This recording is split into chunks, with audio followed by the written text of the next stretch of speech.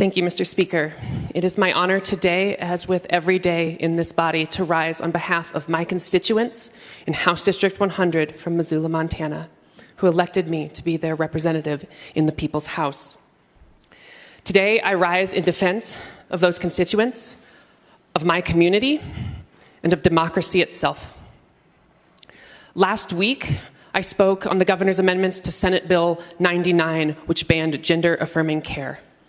This was a bill that was one of many targeting the LGBTQ community in Montana. This legislature has systematically attacked that community. We have seen bills targeting our art forms, our books, our history, and our health care. And I rose up in defense of my community that day, speaking to harms that these bills bring and that I have firsthand experience knowing about. I have had friends who have taken their lives because of these bills. I have fielded calls from families in Montana, including one family whose trans teenager attempted to take her life while watching a hearing on one of the anti-trans bills. And in that hearing, our caucus pleaded with the Republican chair of the Judiciary Committee to not allow certain testimony, to keep decorum. And we were told a lot of people have a lot of opinions on these things. So when I rose up and said, there is blood on your hands, I was not being hyperbolic. I was speaking to the real consequences of the votes that we as legislators take in this body.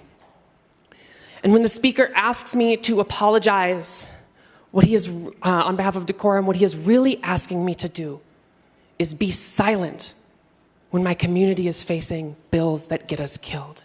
He is asking me to be complicit in this legislature's eradication of our community, and I refuse to do so, and I will always refuse to do so.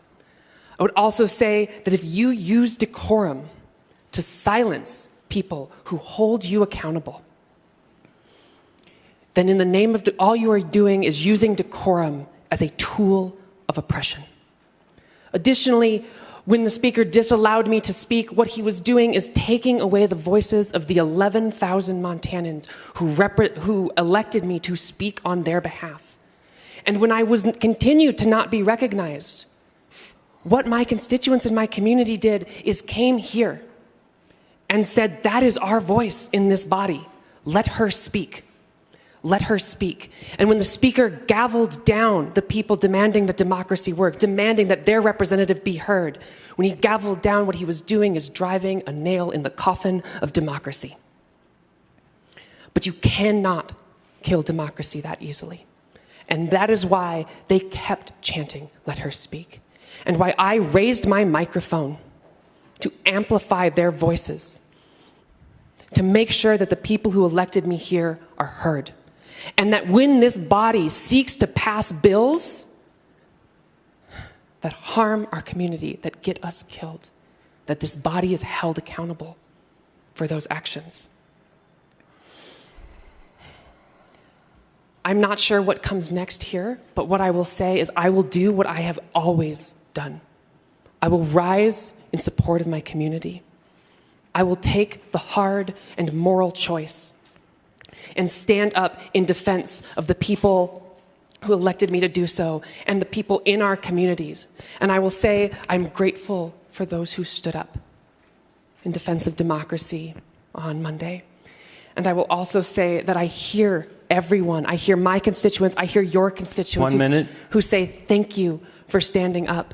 And while there were comments about safety, I would say that the protest was peaceful. And I would also say that when we talk safety, we think about the safety that our bills bring or don't bring. Because you say there was staff endangered, but I know in this building, in the quiet hallways when it's just me, the staff come up to me and they say thank you.